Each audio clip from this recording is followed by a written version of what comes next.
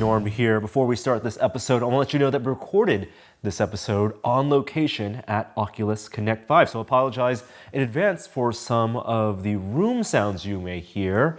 It was a little bit noisy, but we talked about a lot of great stuff, and I hope you enjoy it. So without further ado, for Thursday, September 27th, 2018, welcome to This Is Only a Test, the official podcast of Tested.com.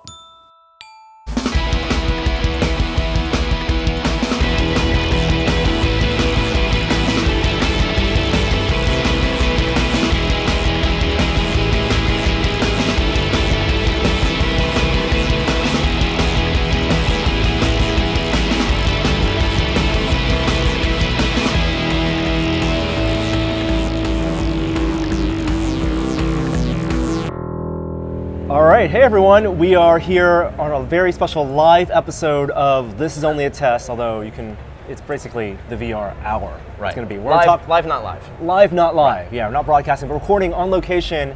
No Kishore this week, but we're joined by a very special guest, Darshan Shankar, CEO of Bigscreen VR. Yep. How you doing? I'm great. Thanks for having me. Oh, we're very excited. Jeremy is here as well. Jeremy, how's this past 2 days been treating you? I love this show, man. I always look forward to Oculus Connect. Yeah. It's just VR all the time, and it's our people. I love it. That's right. And there were a lot of announcements that were at the keynote yesterday. We'll go through basically everything that was even talked about briefly. We'll speculate as a developer, as someone who has been working potentially already on some of this new hardware, Darshan. We'll see what you can tell us as well. But if you have not been following the news, Oculus and Facebook announced the long-awaited the product version of what was previously known as Project Santa Cruz. Right, Oculus Quest, they're calling it. And it's still taking me time to get on board with that. Quest, I'm getting there. I still keep saying Santa Cruz. I dig it. It reminds me of I grew up in the 80s with the Sierra Quest games, which were like early days games. So that kind of relates to that. I like that it's early days in that adventure. way. Exactly. There's also a tech company called Quest. Isn't it like QWEST? That is a Quest big, Diagnostics. That's a big company. Right. Yeah. Right? But Quest, yeah. I don't think any of us expected it. No. I think There's a lot of rumors for one, as in like the all-in-one. And I heard several people suggest that. I thought that was really clever. I think we had thought, we had like an internal poll going, and like Move was something that one of us had suggested. Yeah. Potentially really trying to co-opt that, but like, of course, PSVR has the Move controllers. Or Going. Yeah. And then like Rift 2 would be gone. Gone. Yeah. My personal favorite would have been GoPro. Right. Also taken. Also taken. Also nice. taken. The very important hyphen or space there. But let's talk about this headset. This podcast is actually going out a couple hours before our video, so we actually all got hands-on time with it. They're doing demos. If you're watching the video behind us, there are these giant booths and kiosks for the Quest at Connect. So we'll have our full impressions and an interview with the product manager of hardware at Oculus, Shan Liu. That's coming up later today, but we can talk about what was announced and some impressions here. So standalone headset. More, I guess, from the inside, the hardware, it's closer to Go than it is to Rift. Well, mobile chipset. Mobile chipset, Android-based. Mm-hmm. But not the same chipset as Go.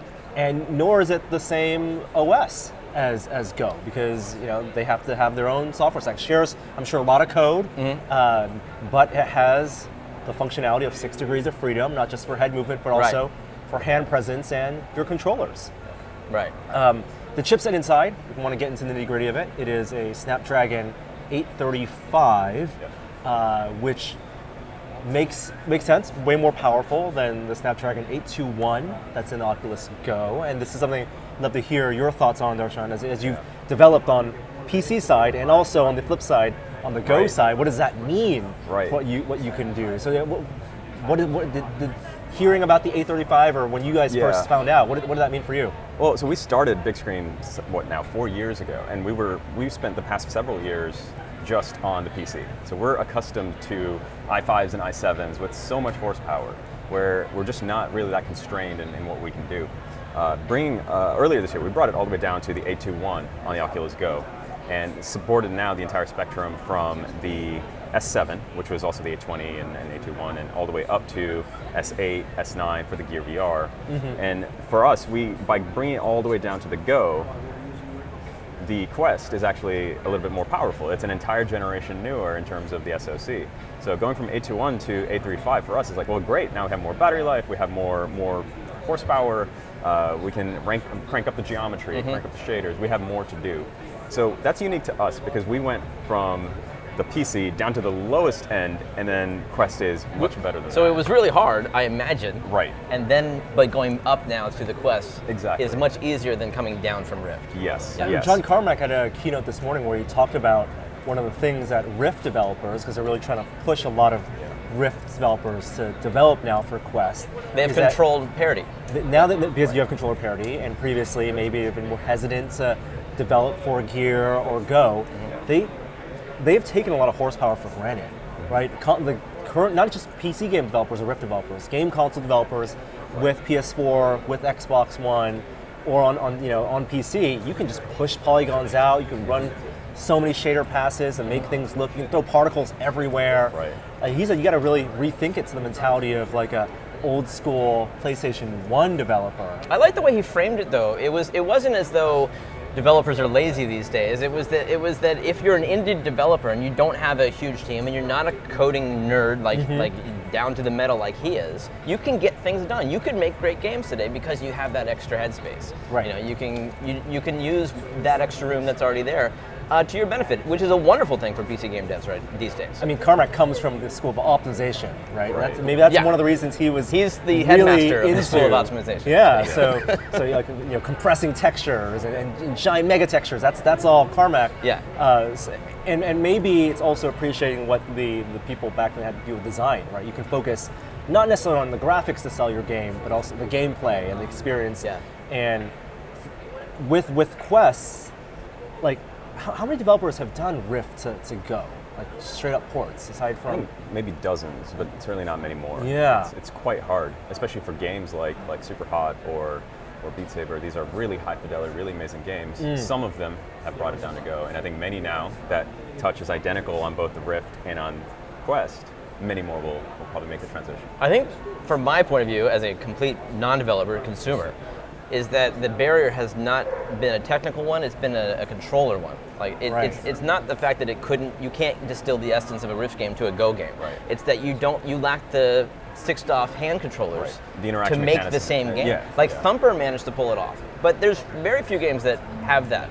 So from at your their disposal. perspective, 7-person team, porting from desktop to Go, what was harder, the technical challenge of, Entirely technical. Yeah. or the user interface and challenge? Yeah. So I'd say it's probably a bit of both, and we're giving a talk on this later today at Oculus Connect.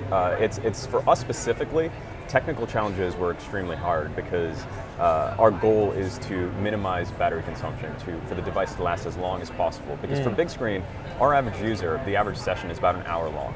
So a person comes into big screen, once they love the experience, once they get what they're looking for, they want to stay for quite a long time. And if we don't optimize every nitty-gritty detail, we wouldn't be able to hit the battery life we really needed to. So for us, technical challenges were really hard, especially because we do a lot of very low-level C++ work with DirectX on high-end PCs. A lot of native GPU APIs integrating directly with Nvidia and AMD GPUs. None of that exists on Android. So for us, the technical hurdles were different from most game developers or other scenarios. However, the art challenges are also there. The interaction challenges, as you mentioned, I think were the biggest by far, just because, to your point, interactions that require 6 degrees of freedom just simply are not possible on the go. So how do we even handle that? How do you have something where we don't let the lowest common denominator cripple the future, the better experiences? Like a 3DOF design UI, how do we not prevent from allowing us to create the best possible 6DOF UI? Like limiting 3DOF and limiting the whole experience. And that challenge is compounded because it's a shared space. You're cross-platform users, so people have hands and people have pointers. And people can lean forward and people can't. Right. Exactly. Yeah. That was the biggest gotcha of 2018 for us, which is all of our environments. Big screen, watching movies with your friends in VR, a lot of our environments have rows of seats, many rows of seats where people can sit together, sit right next to each other and watch a movie.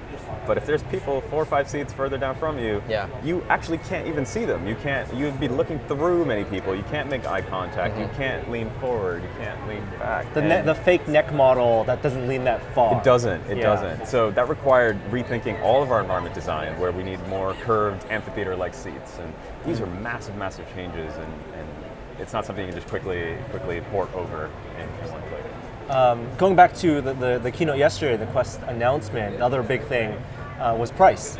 It's $400. Yeah. Which I think fantastic. Surprised. Was that the first Jeremy? you heard of that? Yeah, that was the first. Oculus only told us ballpark. Yeah. And we certainly were rumoring $399 because the Lenovo Mirage, another 6DoF headset that only has 3DoF hands and certainly doesn't have quite the same feature set or capabilities of the Oculus Quest. I'm still trying to remember. I'm with you. But that was $399. So Yeah. I figured if they can hit $399, that's that magical price point where it starts to go down in a year or two, and it's quite affordable. It's a great price point. I think a lot of people on the internet, myself included, were expecting maybe another $100 on top of that. Wouldn't have been surprised at $500 at all. I wouldn't have been surprised at $600, like if they had to do it. All I knew was that whatever the price was, like Oculus traditionally, it's as low as they can manufacture it for. Like they don't seem to make a whole lot of money on the sale of the hardware. Well, the difference being first gen Rift, because I think we were all shocked. First gen Rift, no touch controllers, $600. And then with optimizations that's over true. time, Yep. with economies But that of was scale, before they had this whole new, reinvention of logistics and supply chain optimizations. exactly, and trying to force the chicken and the egg thing to happen faster than it naturally would. So I think a lot of people fearing for 500 were thinking in that sense, like maybe we'll start at 500 and then test the waters and lower the price. But like Go, we don't expect to ever drop in price, right, for the first gen. And it seems like they're smart enough that they have the money, right, clearly, to launch to get the highest adoption rate. You mentioned Lenovo Mirage Solo, and we use that. And one of the things that we were disappointed in its 6DoF execution wasn't just that there weren't the content really wasn't there on the Daydream platform for 6DoF, but also the way they implemented it was more for comfort than anything. Like the interactions weren't room scale, let alone arena scale, world scale. They were still really standing 360, sitting 360, with comfort, able to move your head around for viewing flat screen videos or teleportation games. What other big surprise for us was that the demos here are all room scale. And in some cases, really big rooms, like for Superhot, like that's much bigger than my living room they have over there. And the Dead and Baird experience, we're talking an arena, a warehouse. Right, yeah. So let's go with the display as well, other differences between the Quest and Go. Display is a confirmed 1600 by 1440 panel, OLED panel. Same as 5 Pro, right? Same, yeah, exactly, right. Penthouse subpixel arrangement. Same lenses as the Go. Something that I don't think we asked them yesterday was if you bought the prescription lenses for the Go, would those just work in Quest? Oh, right. Right, because some people have already invested that. Because, like, as someone who bought Go, and we'll buy Quest for sure, but anyone who bought Go this year, do they feel like they spent too much money on a product that they can get something better 1 year later for $200 more? Like, you want to feel like there's an upgrade path, maybe those lenses are the thing that carry over. First of all, I think that's a great idea. I think if it's possible, then that's probably will happen. But as far as it being like an improvement over Go, I think there's a lot of people that agree with you. I agree with you. A lot of people online after the Quest was announced yesterday, they were saying this is what Go should have been, because like I want that freedom within VR to move my head around and not feel as nauseous and have the controllers. To hear Carmack talk at his talk today, it was like, hold on, the Go still has real value. It is a place in the VR ecosystem. Yeah, it's like the Go still is like it's 80% used for media consumption, right, and 20% for games, and maybe that's just what it's supposed to be. It's also only $200. I went into that talk expecting him to say, Go is great, but now we got the device we all wanted. But he didn't. He was like, the Quest is good, but the Go is also good. I think Carmack comes from a place where he really believes in media consumption. And maybe this is for you as well. You guys are media, you guys know your users are watching media in big screen, but he was shooting out stats like people spend most of their time playing media as opposed to games. I don't know if that's a commentary on the quality of games and the quality of 3DoF games, right, and immersion. That could be flipped, because maybe the expectation is really 80% games, 20% media on Quest. But he was saying things like even on a PlayStation or an Xbox, desktop or consoles, people are still watching a lot of things like Netflix on that. I don't think those analogies are perfect because the experience is so different. Even viewing media in a virtual environment, like, yeah, it looks like an IMAX screen, but it's not really an IMAX screen. There's like, an hour is a good amount. I don't know about 8 hours of binging something. Can we go back to the resolution for a second? Because you're in a unique position to talk about that and how important it is for consumption, right? It's the resolution and the OLED. Both of those pieces are huge for us. So the OLED piece lets us get those deep blacks. So when in the big screen environments where it's a cinema environment or a campfire, and you're watching a movie that has a dark black scene, everything's pitch black. There's no light shining in the environment. With the Go, do you notice the lack of that? You definitely notice it on any of the LCD panels. And this is one of the hard challenges for big screen is we have to design across such a wide spectrum of headsets, some that are OLED, like the Rift and the high-end PCs, and some even on the Windows mixed reality headsets that are LCD, or the Go that it's LCD. But when Quest has an OLED panel and it's standalone, it has all these benefits and it's at the right price point, you get that immersion of watching that movie in that cinema when it just goes completely pitch black. And that affects your immersion for watching the video. On the Go, you kind of see those like kind of gray, that just doesn't quite go all the way. Despite having a higher resolution than the Rift. Right. But that's the other best part about the Go compared to the Rift is the resolution. The text is sharper.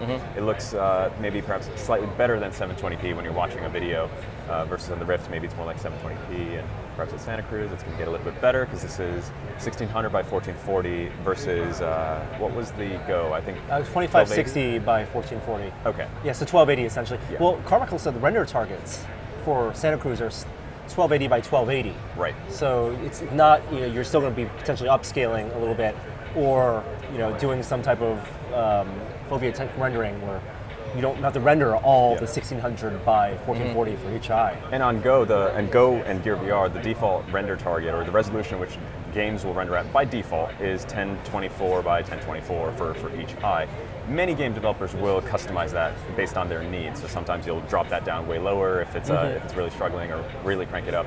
We on Go render at 1.5x that, just because we have the GPU budget to really push it forward.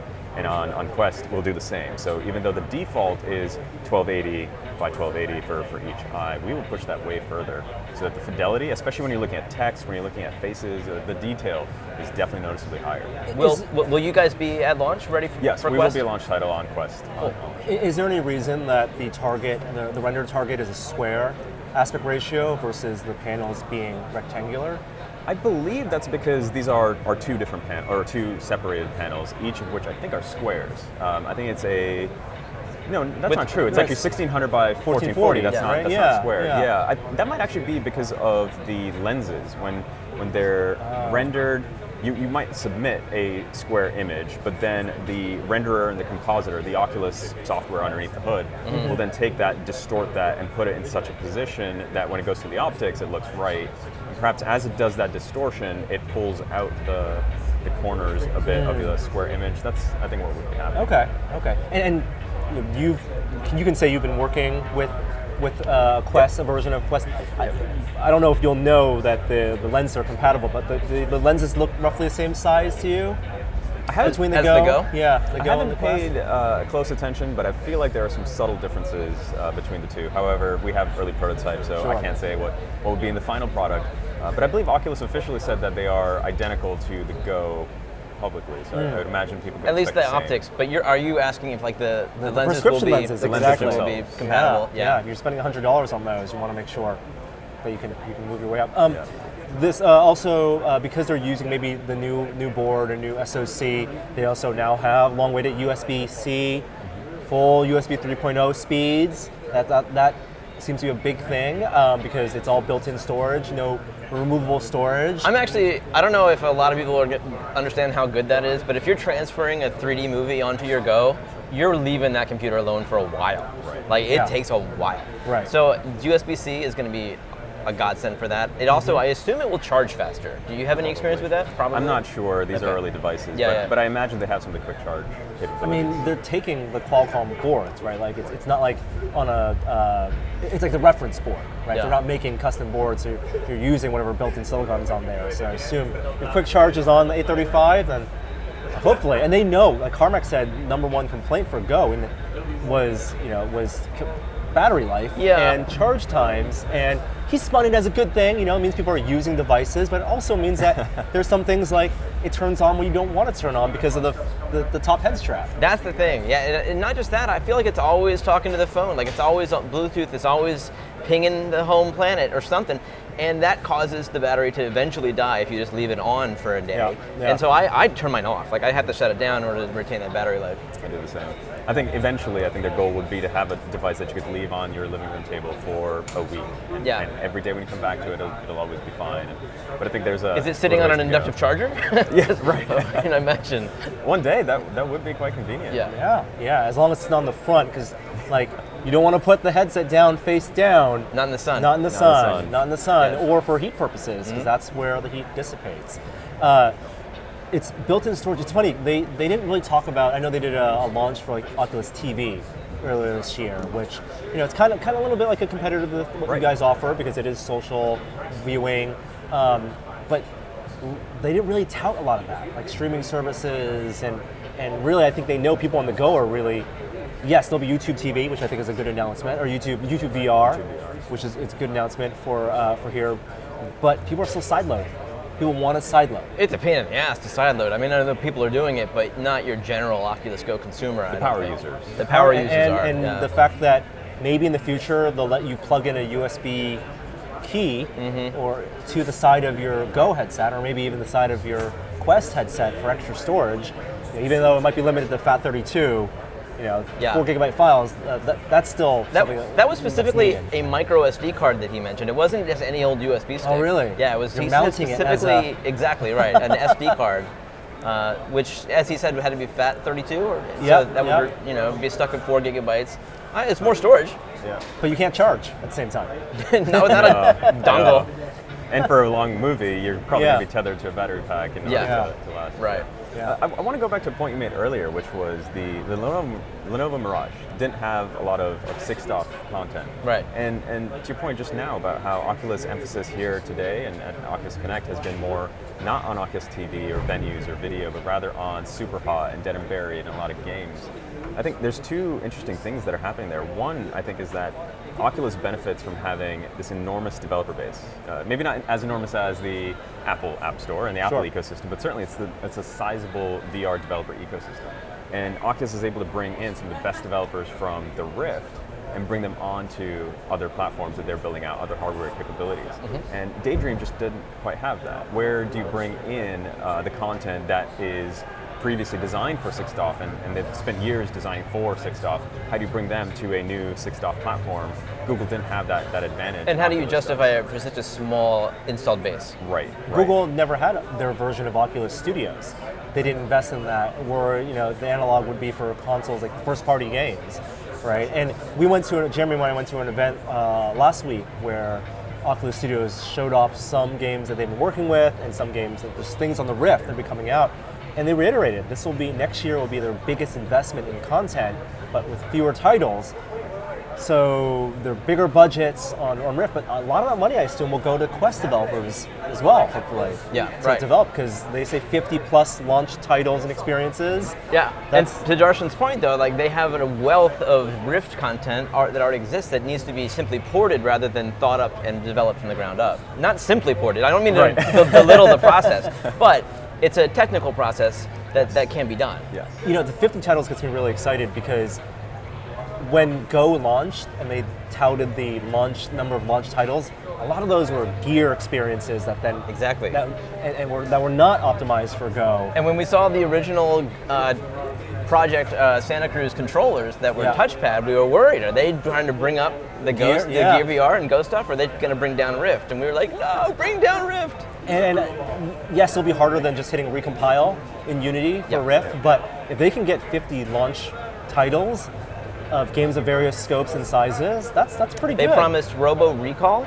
Yep. Now that alone, I mean, I want to see that to believe it. I mean, that's going to be an accomplishment. But if they can do it with the Unreal Engine, that means a lot of other games can be done too. And I think it's really doable. Of course, as you said, it's very hard. And I think a lot of people will start to think about how can you bring something that is designed for a GTX 1080 Ti, and how do you get that to run properly on a Snapdragon 835? Like, this is not going to work. This is going to be a horrible experience. But if you look at something like Fortnite, or if you look at a lot of video games today, they are coming to the Switch. They run really well on a high-end device. The Switch is even older. That Tegra, old Tegra, it blows my mind. Like when Bethesda says they can put Doom and Wolfenstein on Switch, yes, their render targets are much lower and running at 30 FPS. I was shocked that Carmack compared the Snapdragon 835 to an Xbox 360 or PlayStation 3. Yeah. I mean, that's way more powerful than I would have expected. Now he caveated that with saying you aren't rendering to the same amount of number of pixels. You're rendering to, you need like 8 times the number of pixels. Yes. So it's definitely much more complicated. Plus, you're running at a higher frame rate.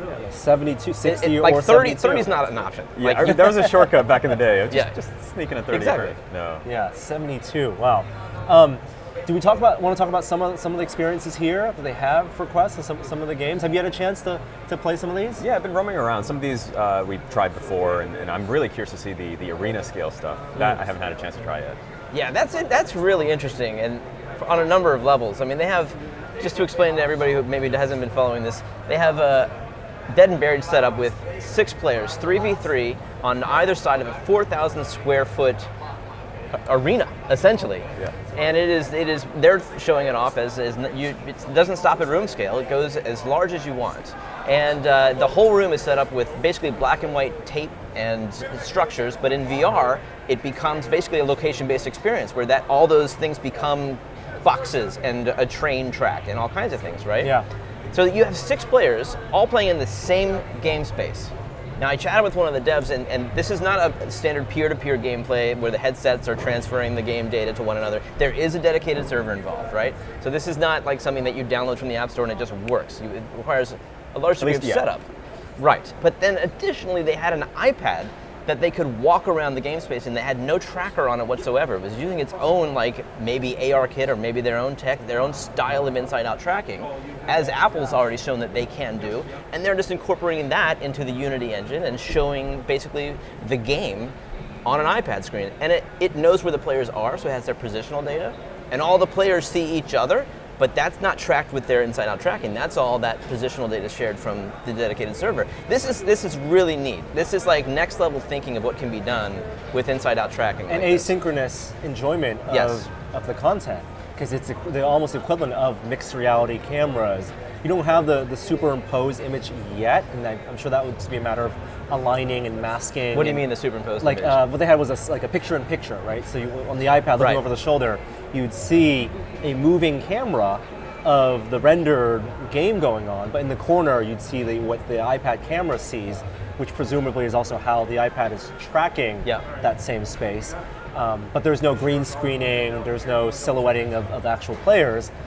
As that computer vision gets better, they could potentially do that or do some type of mixed reality on the flat screen, mixed with what players are actually seeing in VR. Right, or that iPad player could be a player. Right. Like that could be a medic or somebody walking around who, drops down power-ups or is a god. Well, that type of asynchronous stuff, there was a mention of a new game, Covert, the keynote.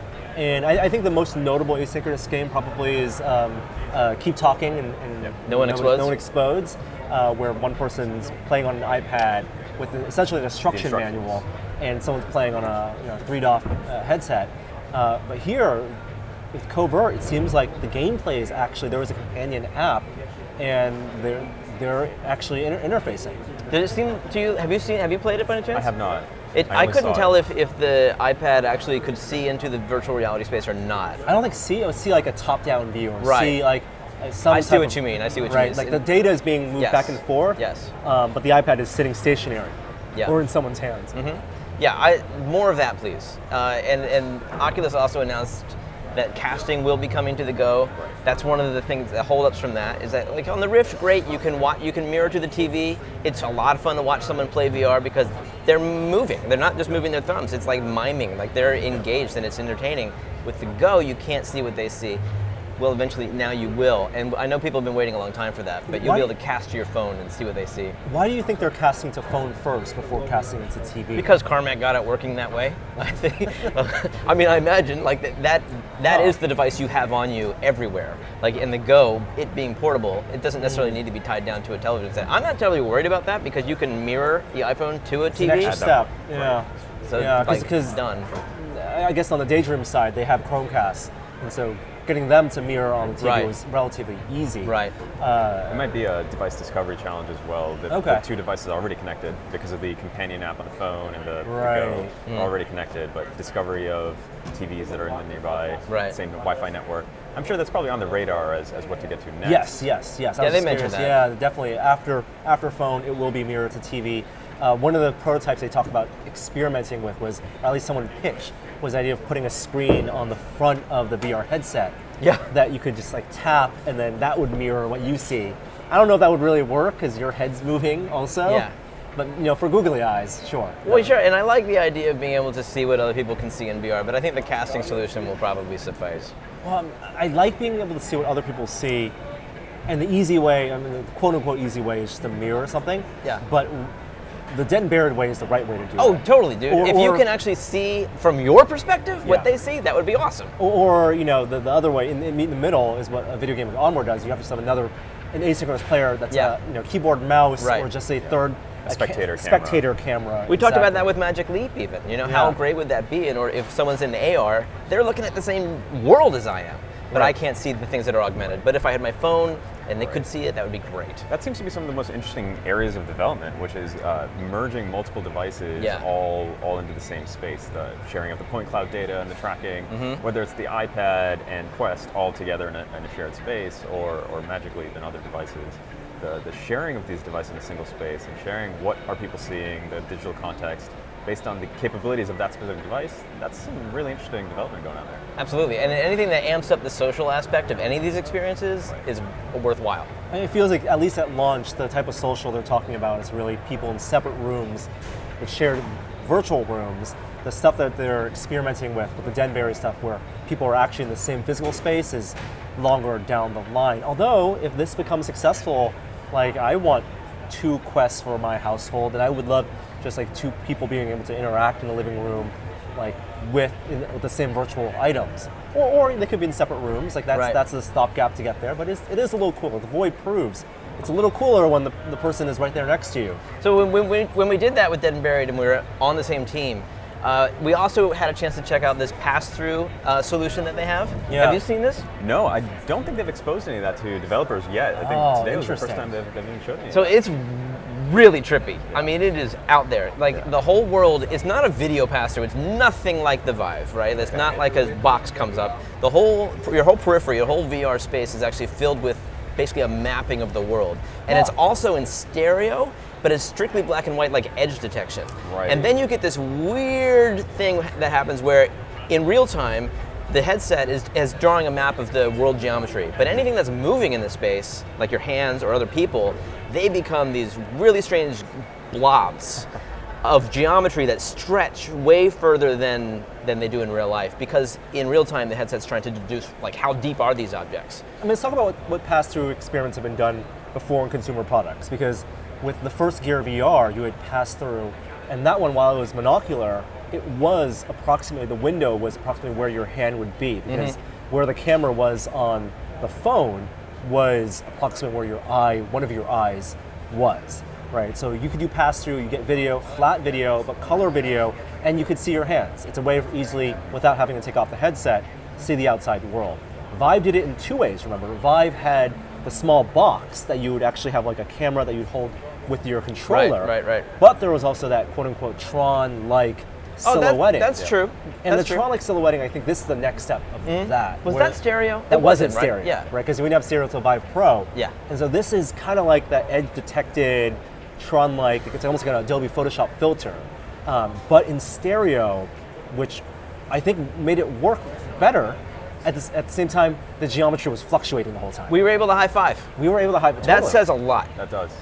And the latency must have been low enough, because when you're dealing with video frames, if it's just a 200 milliseconds latency and you'd miss that Yes. hit. Oh, but Carmack said specifically that one of the reasons latency is low is because, and maybe it's the reason that it's this weird effect, is because they're using the low latency, global shutter cameras that they're using for inside-out tracking, right? So they need it for tracking. They need it for low latency for tracking. Mixed reality. Exactly. And that they had to push for 2 of those 4 cameras to have overlapping field of view so that you could do stereo, because technically, I guess you don't need overlapping field of view for the inside-out tracking. And plus the cameras are wider on the device than your eyes are on your head, and so they must be compensating for that, because the room should appear very small. Right. So how does the IPD factor in? Because these cameras are facing out that way over here, Yeah. and your eyes are not there Yeah, at all. Thank goodness. That's where the compensation comes in, where like your controller, if you're holding the track controller, it's misaligned with the pass-through representation of the controller. But if you just drop the controller, your hands are roughly where your hands are. And Hugo Barra did a demo at the keynote yesterday where he was showing someone typing on a keyboard using this pass-through as instead of having to do the old school method of just peering through the gap, right? The gasket gap through your nose. Yep, which Carmack doesn't like, by the way. I thought that was interesting. He's anti-gap. The gap is useful. The gap is totally useful. He might be coming around. I think he might be coming around. It's useful for spotting your pets. You just gotta do, like, if you're playing like Rec Room or something, you see someone like peering up. Yeah. Like, it's not because they have to sneeze, it's because they're looking into the real world. Are you pro-gap? Anti-gap? Well, for the current generation of headsets, if we don't have that, then for use cases like Bigscreen where you just want to type just real quick, change something, well, it's not possible. For the Vive, for example, if I remember right, I do have to take it off and type, but the Rift has that little bit of nose gap. It does help. It does help. However, if we fast forward a few years, maybe Carmack is right, where if the mixed reality-ish, the stereo pass-through, if that gets so good that they're able to do dedicated real-time detection of pets, people, Keyboards? Exactly. Then if that just surfaces up as needed, based on the context, just like how Guardian works today, whereas you get towards the bounds, Guardian system comes back and says, step back, don't go that way. Maybe if a person starts walking right to you or is like waving at you, then does that solve some of the needs while still allowing for full immersion? Right. Oh, now it makes me curious whether on the Quest that USB port allows peripherals like, magically, and you can start combining, adding input. Oh my gosh. Or not magically, I'm sorry, Leap Motion. Oh yeah, sure. Right. Leap Motion, right? Like, and to do hand tracking. But don't you think they could figure out like their own version of hand tracking? They said they're working on it, but right now it's all running on PC hardware. And even on the PC hardware, it's slow. Yeah. The performance isn't there. Oculus has acquired at least 1 or 2 companies for hand tracking several years ago, so they certainly have. They demonstrated it with the Rift 2 prototype, whatever that is. Those Zuckerberg photos over at Research where he's wearing the gloves. The gloves. And speaking of gloves, Michael Avrash in his looking toward the future talk end of yesterday said he's more optimistic about haptics now than ever. And there's a demo where you wear these pretty puffy looking gloves with tracking markers on them. Puffy's generous. Yeah, Puffy's generous. Yeah. Makes it sound cute. It's like you could hold some hot lava with those. Yes. But you could also play some Jenga, right? Like the video showed one of their researchers actually able to pick a Jenga stick out and. That video demonstrated tracking extremely well. What it didn't demonstrate was the haptics, and so I want to know what she felt. Like that is so hard to communicate. How do you communicate that? You're selling TV on the radio. Exactly. Avrash said that it was as a big a wow moment as having hand presence at all. So was the spatial audio that he experienced. He talked about having some. I want to try that. These were crazy-looking earbuds that weren't even in your ears; they were outside the ears. And he said it took a half hour to scan his ears. I didn't even know you could scan an ear. It took a half hour to do that, and then all this engineering on top of it. Once he got around to doing the demo, somebody walked around the room with the cassette player, and eventually took the tape out, and he realized that the sound was never coming from the cassette player, and he didn't believe it. He had to redo it several times. This is like a super genius, and he didn't buy this. That's amazing. He said that this was as immersing as putting a headset on for the first time. Oh my, I can't wait. Is that more exciting to you than having more pixels? Just more pixels on the screen? Yeah, I do. I think that you get to a point where the first step into any realm is dramatic. And then you get these incremental improvements afterwards. You know, Varifocal, that could be a big thing. Sure. And the ability to hold something up close to you. Yeah, I'm curious how that affects comfort, but I still think that will be an incremental change. Like putting the DK1 on was marvelous. Right. I think for us too, we care a lot about displays when you're watching movies. The highest resolution displays as possible in these VR headsets would be fantastic. However, I think you're right, where it's the other details that matter so much more, where if you go back to PC games from the 90s or early 2000s, I fully believe those worlds, even if those were 10 pixels, even if the face of someone was just one triangle, the brain, you just fill in a lot of details and the brain just kind of takes over once you're immersed, but it's the rest. That relates to like the fact that you can put somebody to any VR environment and they believe that they're in that imaginary environment. They are there, even if it's cartoonish, even if it's black and white. They believe it's real. You know, it flips the suspension of disbelief, where you have to remember it's not. You know. One of the games that they have on the floor here is Superhot. And they have a big space set up for Superhot. It is a port from the Rift version, the desktop PC version, to now Quest. And both Jeremy and I tried this, and I think both of us, it took us a second to play the game differently than we had previously played it on desktop. Yeah, it's VR. one thing to be tetherless and be able to move around in one position freely. It's another thing to remember you can start walking. Yeah. And here, yes, they have an attendant that's walking around and guiding you and making sure you're not really hitting the walls. Like, this makes the case for having a dedicated space, or even somewhere between the Void experience and your living room experience, of having just places you can go and use VR in safe and not worry about tripping over anything, or just a nice carpeted floor. Right. I think a lot of the early Rift and Vive games, Superhot, Space Pirate Trainer, those games were designed for 6 degrees of hand input, so to be able to punch or to shoot. But they were still fairly constrained in the play area. Even for the Vive, Space Pirate Trainer, you could walk quite far on the Vive. You do have room scale, but you don't really need it. The game isn't designed to encourage you to walk quite a bit more. But when you're fully untethered, not just wireless streaming to the Vive, fully untethered, there's no worry. And now that means the worry is the walls. The worry is the walls. Guardian, right? Yeah. And there is a Guardian system here. In fact, I think Carmack said the pass-through is what you use to set up your Guardian system.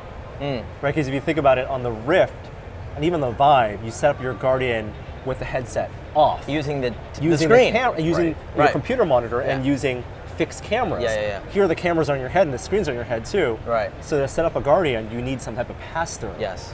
So I hope that pass-through at least makes it in the release as the second tier Guardian, just like the Tron-like look. You like it to fade in when you get close? Yes. Or make that an option. Right. See the grid, the holodeck walls, and then if I'm getting out, let me toggle the fade in look, the take on me look, if I want. And hopefully that'll save a few people's TVs. I think Superhot is famous for all the TVs that were destroyed. Thankfully, my controller went the other direction, and I have a hole in my drywall. Oh, great. An easier fix. Exactly.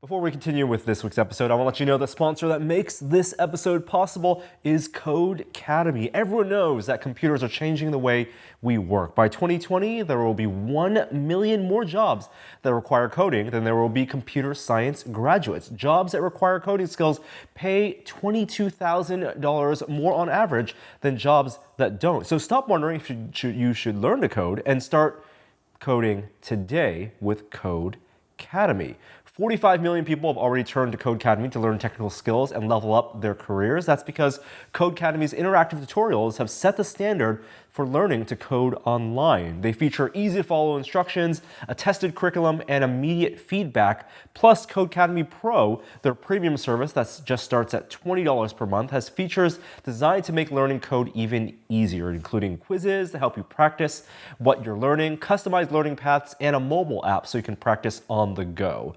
And now, this is only a test. Listeners can get 50% off your first month of Codecademy Pro by going to codecademy.com/test and using the promo code TEST at checkout. Once again, that's codecademy.com/test with the promo code TEST. Codecademy Pro, the easiest way to learn to code, and thank them for sponsoring this week's episode.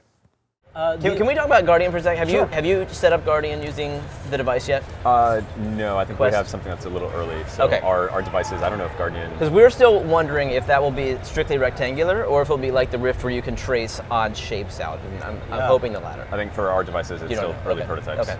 Yeah, all the Guardian implementations we've seen so far here are rectangular. There are no odd shapes. Although in all the presentation, all the decks, the Guardians, the rooms and what's being scanned, like it looks like more odd shapes. And not only that, but some type of identification of like what a couch may look like, or a coffee table. Right. Even though there might not be like semantic understanding that is a couch, it is a block of something that is in your room. Well, this gets into another thing that Abrash showed that's coming in the future one day, and that's once you can detect couches and know that that's at least a rectangular shaped geometrical object, you can then reskin it. You can remap things onto it, and basically that's what they're doing with the Dead and Buried arena experience here, where they know where these objects are. They know these cubes are supposed to be here, and they can make them whatever they want. I'd love to be able to do that in my house. I just don't know if that's a product that. What do you do with a product like that? Do you sell it to location-based experiences only? Because not everybody's going to have a room that they can dedicate to VR. But to, what if that to is convert. the future of multiplayer VR games could be where they don't particularly design for whether the two people are in the same room or separate rooms, but it just works depending on it figures it out. Like you're both in the same space if you're close together. Virtually you're in the same space. You're standing 6 feet from each other. And if you happen to be physically in the same room, maybe you can seamlessly transition between that. For that rare case where people have multiple headsets and multiple people all in the same room. That's probably less and less rare. It's like every house will have a TV one day. I'm sure. I want this software to be unlocked so badly because like anyone who's played Job Simulator has tried leaning on the edge of a table, right? A counter and fallen over. Yeah. Having a physical, actual tactile object that's represented and skinned in some way in VR is very powerful. And maybe it'll be, save your Amazon Prime boxes and that is some object, or right, it's your tabletop that you can, something to rest your hand on or something, or some anchor point, and games can be designed around that. Well, it's a whether I don't know if it's utopian or dystopian, but perhaps all we need are cardboard boxes, and then with our headsets, we see them as wonderful leather couches. Yeah, exactly. Well, Jimmy was saying that like Star Trek got it right. The holodeck, those high contrast lines on the holodeck, those yellow lines are really good for inside-out tracking. Yeah, exactly. Like that, we see that here. Everywhere where they've set up any kind of Quest experience, it's high contrast environment. Yes, and maybe not like regular, like parallel lines, No. but like high contrast for sure. In fact, it seems to me that an actual repeating pattern is harder for the device to discern. Like it needs a unique environment everywhere it looks. Yeah. I wonder how much of that is more of early days versus in the future. We got 6 months before release. I'm sure that they're going to be tweaking this. Another topic that came up briefly in the keynote, I think this was Mark Zuckerberg. He said, basically, we know that Oculus Studios has been funding a lot of independent VR development, and to their credit, they want to get people to buy this headset, and if there's no apps to buy, they're not going to buy the headset. So of course, that's why to do it. They're going to speed up this chicken and the egg problem. When are they going to stop needing to do that? Mark Zuckerberg said they need 10 million people to own a device before it becomes self-sustaining. That's every single device. That's Rift alone. That is Quest alone. Data based on console performance, like past hardware performance? Is that just like once you reach 10 million, you mean like Xbox, Nintendo PlayStation Switches, kind of thing. exactly, Yeah, right. then it's self-sustaining, or that must be empirical data. But I think there's a deeper question there, which is retention, not just purchased headsets. 10 million purchased headsets, or the Gear VR, for example, certainly has probably over 10 million, but many were given away or were very cheap, and the retention was just very low. As Carmack talked about today, that the retention on Go, the number of people who keep using the headset over and over again is so much higher. It's a lot like Rift, he said. It's a lot like Rift. Yeah. I'm curious how many Xbox first gen Connects were sold, right? Probably a lot, close to that 10 million maybe, but it didn't end up having, even with one killer app, didn't have the retention. Yeah, but that was a peripheral. Like it wasn't the device. Yeah. I mean, also price points, right? They haven't said how many Go's they've sold, but they could have sold a ton at a low price. But again, if people aren't using it, and it sounds like people are, then that can be sustained. But the point you're making, it's true. It's not just VR as a whole, it's 10 million of each individual device and platforms, because they're all That's a all lot. their own app stores. Yeah. And it may be one shared mobile app that you buy stuff Yeah. from, but now you have to buy stuff on the Rift store, which you can buy on your desktop program. You buy stuff on the Go store, and in the future the Quest store. That's fragmenting their audience potentially. Yeah. And that's, I think, letting the hardware and its differences affect the end consumer, where they're going to start to think, well, I purchased something on a Rift 2 years ago, and now I've got a Quest, and it's a different title, a different purchase, a different. Right. Is it putting the cart before the horse in terms of having like a first gen with 3 separate tiers Right. of different SKUs versus just focusing on one? I am glad, at least, though, that consumers have that option. Someone that wants the ultra high-end Rift experience that can take advantage of a 1080 Ti and just really ramp it up. But someone doesn't necessarily need to invest the $1,500 for a really high-end gaming PC Right. or a $400 Rift. At least there are options to satisfy the full spectrum of consumers. And as enthusiasts, I'm glad they're doing it so that we have the option of playing the high end, the stuff that they're developing tech that will eventually pass down to Absolutely. the other tiers. Absolutely. But now the high-end headset has the lowest resolution. I know. Right. When's Rift 2? Exactly. Gone. Oculus gone. Right. Oculus gone. What else? As a developer, like Bigscreen is free, Yep. right? So people buying it, it's one account across presumably all 3 devices in the future. Right. For a lot of developers who may have made the games on or experiences on one platform, how is that going to work between devices, right? Like if I bought Superhot for PC, will it be for free for me Right. on Quest? We chatted with Sean a little bit about that. It sounds like they're leaving that up to developers, but they're encouraging it, which is great. I mean, I hope it's great. It's good for consumers. Right. I just hope that it's sustainable for devs too. I've heard many devs say that they would have separate games entirely, or it's a different purchase because they're putting in quite a lot of effort. And, Right. and I just mean effort. Like, there is real money getting put behind bringing a title from Rift to Quest, or a Gear or Go title, bringing it up to Quest. There's a lot of environment work, programming work, technical work. That takes a lot of time, a lot of money, a lot of teams. I've heard quite a few developers saying they're going to have totally different SKUs. You're going to have to buy it on both platforms. I think one example was, for example, Catan, which came out on Rift and Go at the same time.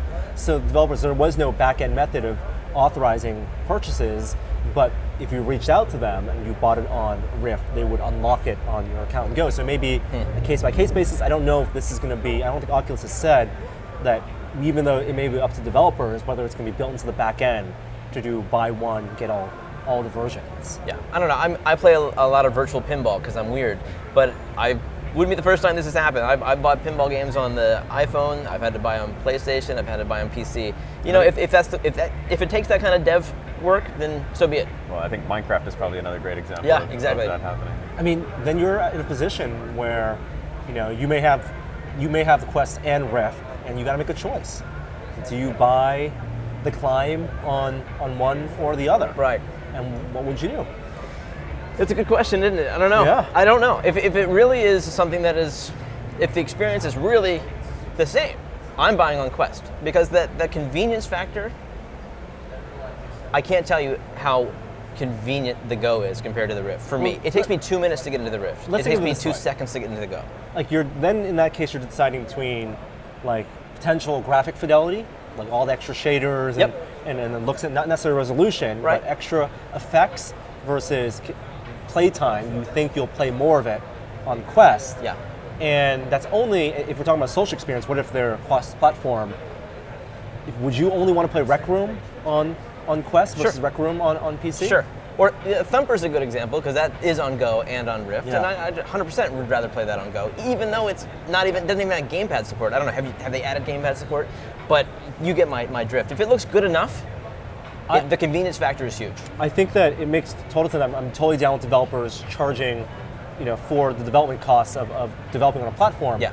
As long as they're not splitting their audience too. Like for a Rec Room, not the Quest version versus the Rift version. Rec Rooms. I don't want the 360 doing the PS4. opposite. I don't want to have to choose between the audience base on PS4 versus And I think, fortunately, most people, as far as I can tell, are trying to make it completely cross-platform, completely cross-play between all the devices. How hard is that from a dev perspective to do that back end? I think a lot of that depends on how you've implemented it. So for us, all of our networking is custom in C++, and it's completely cross-platform across any device we ever want to target. It's a lot of effort to get onto new architectures, like bringing our code from the PC to an Android system is quite a lot of work. Bringing it to PlayStation would be a lot of work. So you don't use an off-the-shelf engine? No, we use Unity as our rendering engine. Got it. But most of our code is all outside of Unity. Interesting. Okay. But if you built on top of Oculus's platform, for example, Oculus provides a lot of peer-to-peer networking and matchmaking and lobbies and systems like that. But if you wanted to bring that outside of the Oculus ecosystem, you might have some trouble. If you wanted to build a PlayStation game after first building it for the Rift or Quest, you might have some challenge there. So it's implementation-based. Yeah, I mean, it makes sense that they want to get people to use their tools. It's maybe easier now, but you're also locking into their ecosystem a little bit. Something I'm sure you've thought a lot about is avatars, avatar design. It is something that Michael Abrash talked about in the keynotes yesterday. Oculus avatars, which they announced 2 years ago, has evolved, and looking forward, now they're looking at avatars that can deep learn where eyes should look and simulate faces and skin textures. He didn't say that. He called them expressive avatars, and I thought what we were looking at was the before slide. it wasn't that impressive. Until we have eye tracking, we're not going to get what we want. How do you guys think about avatars, and how do you think about going forward with, is cartoonish the way to go, or do you think people want to look like they look like in real life? I think the uncanny valley problem is still ever present. There's a lot of amazing demos, like Nvidia and several others have put out some amazing high fidelity demos, and even at the keynote they had an amazing demo of an avatar where they had two side-by-side faces and you couldn't tell which one was the deep learning one and which one was just the video of a person. That was cool. It was amazing. Yeah. However, that's not running on consumer hardware.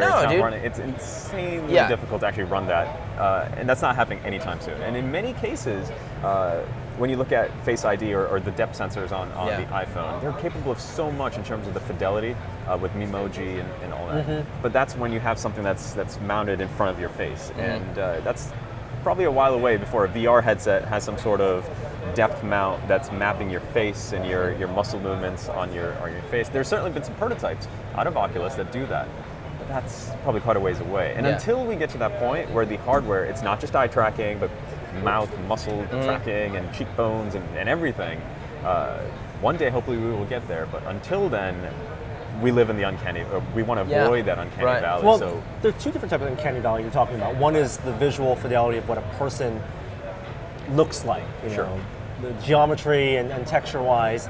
But I think it's okay. I mean, I think the Memoji example is a perfect example of, as long as you can track enough, it's convincing as a character, and you are paying attention and you are engaging with those avatars just as well as, we've done podcasts in big screen where we're fully engaged, and a lot of that is the cheating of the eyes and the animation that we have. I think the thing to avoid there, to your point about Memoji, is skin textures that look so real and mouths that you're trying to make them move like they're real. Yeah. But we're so perceptive that instantly that starts to fail, and which is why we've generally moved towards more of a stylized direction, a little cartoonish, but maybe not. Rec Room similarly as well, very cartoonish.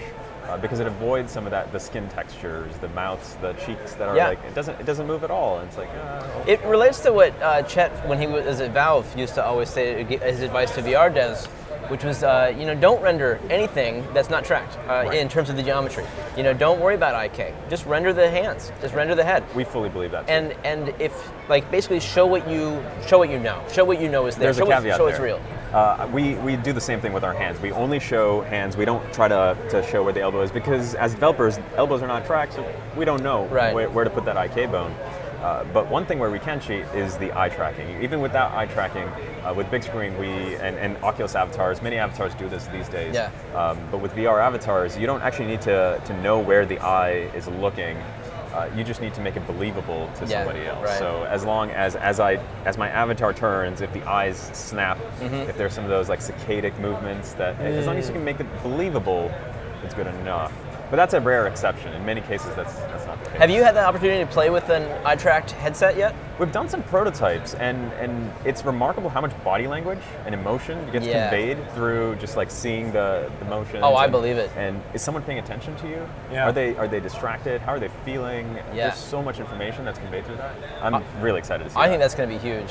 I mean, at some point when you're talking about the accuracy of the Face ID sensor on a phone tracking you, it's almost like building your own performance capture rig. When you watch like, James Cameron making Avatar and the actors are wearing these rigs with dots on their faces and a camera, it's essentially doing that, and there's no reason why some industrious person couldn't mount a phone in front of a person's face, track their muscle movements, and then input that somehow into VR. I've seen a fantastic VR game coming out pretty soon from Kite and Lightning.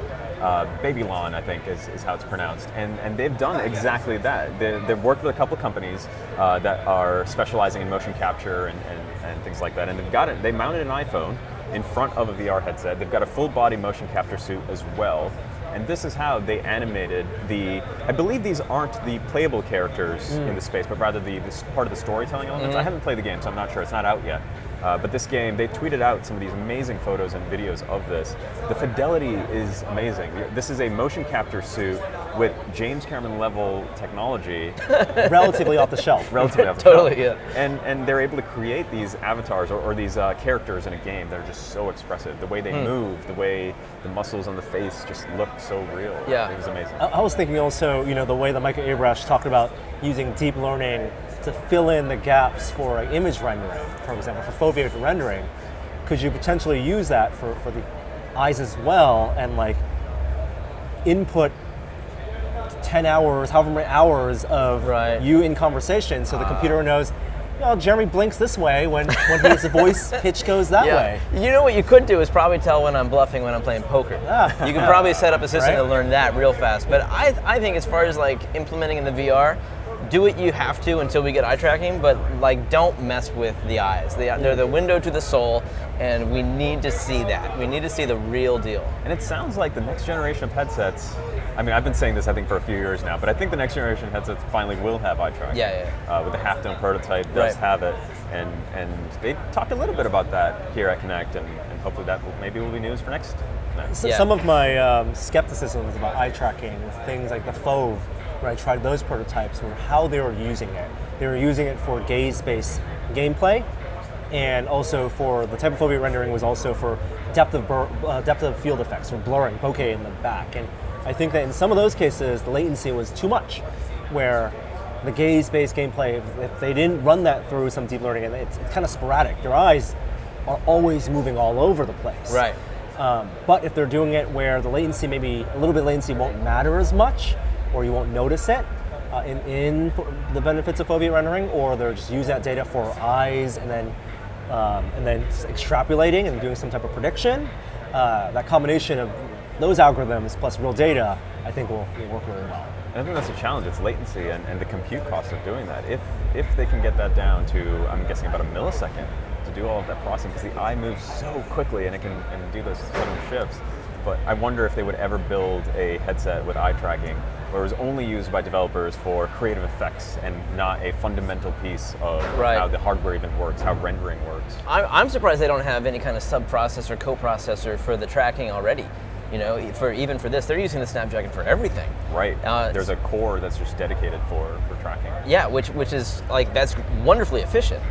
But eventually, like, we're going to add more and more technology onto these things. I wouldn't be surprised if there are co-processors for what you're talking about. But I imagine that's something that Facebook will have to work on, because they don't have the history necessarily as a company of building co-processors or dedicated chips just for a singular purpose. However, Apple has been doing that for quite a long time, and they have a huge advantage there. Yeah, exactly. I mean, I think that was one of the themes of both Abrash and Carmack's talk, is that VR piggybacked on the scale of phones for so long, and now they have to invest money on making their own displays. And VR, as an industry, will have to push the technology. Not just VR, but AR will push the hardware on these devices. And it may be more expensive later because they can't rely on just off-the-shelf hardware. Apple stuff is really exciting because they can leverage all of the AR development that's happening right now for whatever they have in the pipe.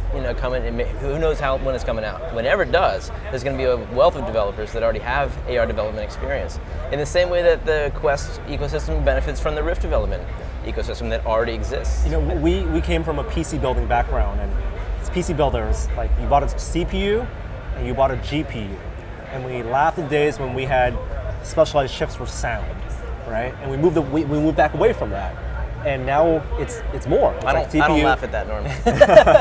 Now I want that. I'm like, if you can sell me the sound card that gives me what Abrash was talking about, that would be amazing. Right? I'd buy that right now. That's right. Right? And Apple, has their neural engine and it has all their AR stuff. Like customized silicon is the thing going forward. I think the advantages that Apple has, specifically for AR or that general field, can't be overhyped. They have massive advantages to really win and build the best possible headset that nobody else can possibly do. Going back down to their ability for the past, I think it's been several years now, maybe 5 years, that they've been building their own custom silicon. And the performance of that is so much further than anything in that class of mobile SoCs. That performance, when you look at tracking, when you look at fidelity of games, it's amazing. When you look at Metal, the software frameworks that they're building for the graphics chips that they're building, it's allowing developers to push the fidelity of games far beyond anything that's possible on any other platform. And there's so many of these. I can keep going. The battery life. Who makes phones that are as good as the iPhone for long-term battery usage, thermal management, all of those things are things that Apple has had to deal with for so many years and has become so good at it. And then the depth sensors. Yeah. They're now shipping with the latest iPhone XS and the XS Max, or sorry, 10S Tennis. Max. The tennis. They're now shipping a depth sensor on every iPhone. Yeah. Now this depth sensor used to be a Connect. It used to be a big box, and they've managed to ship it at a low-cost BOM, so they can actually afford to ship it and make a very large profit on millions of devices, tens of millions of devices. So many of these huge advantages, and to be able to do all the neural engine work on custom silicon as well. People were Apple announced this a few weeks ago, and now developers are actually experiencing and improving it. The core ML performance improvements from last year to this year to the new phones, I believe is something like 20x or more. The capabilities for ML there are just skyrocketing. So when you go back to what you said earlier about You're selling me on the phones, Darshan. Damn it. Is big screen coming to the iPhone? Well, one day I hope AR would be something that Facebook would get into, and Apple will one day get into, and big screen I think will one day work on AR and VR headsets. They're so similar. Abrash has said that AR is on their roadmap for sure. They spent a good amount of time talking about AR about here too. What are your thoughts on that type of asynchronous play then? Because Rec Room, for example, in the community had a big kerfuffle over the developers releasing a version of Rec Room that was cross-compatible with the VR version, but was made for flat screens. Have you guys ever considered putting out flat screen version of big screens to grow a user base? Yeah. We've been experimenting with that, mostly as a way of somebody getting to watch a movie with you. You might be in a VR headset watching it and you get the cinema experience, but somebody else can just watch it on their laptop screen and they get to see the screen that you're seeing. At least you'd be synced up, maybe have a VoIP conversation. Exactly. So that's an experiment we're working on. It's not clear if we'll release it quite yet, and we're working on it. But I think someone like Rec Room, they did that tastefully, where it doesn't ruin the VR experience for other users. And they were able to get the screen. It depends who you ask. Well, that was trouble. I don't know how closely you followed that. They've been walking a tightrope there, but and VR chat pulled that off. I think well. for the best. Right. But if done well, I think developers can do something that's AR and VR, VR and non-VR, and if you do that right, I think it's important because so many users might not have a VR headset. Right. And how do you bring them in, and how do you show them what it could be like? Well, can we talk about the future of big screen real quick? Sure. So, you're going to be Quest launch title. Yep. I got to ask the big question: is it going to run on the Quest, or will I need a PC server to host the files? So there's two interesting things that are happening here. One, over the past year, as we developed for Oculus Go, we've been doing a few things.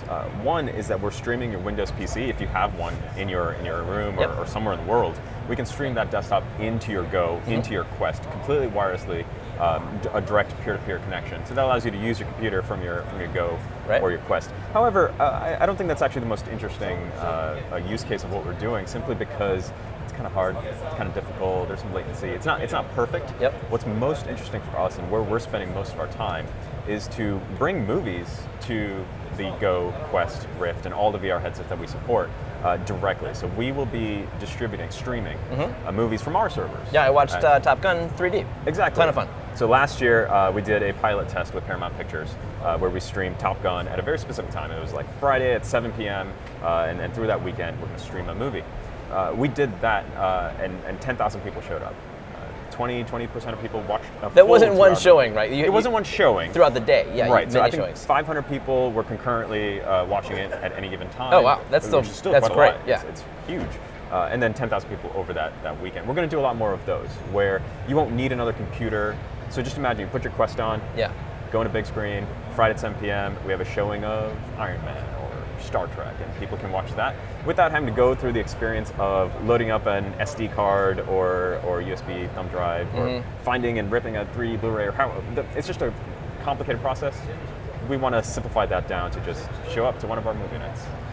Awesome. I think we'll have to leave it at that. We called it the VR Hour, and we're just over an hour, and we have to run to give a talk. Darshan, thank you so much for joining us this week. Thank you for having me. We talk about this for hours, and I know you're local, so we'll have you come into our office at some point. We'll please do. dive more into the VR talk. But thanks everyone for listening, and we'll be back in the studio next week for a regular episode. With Kishore.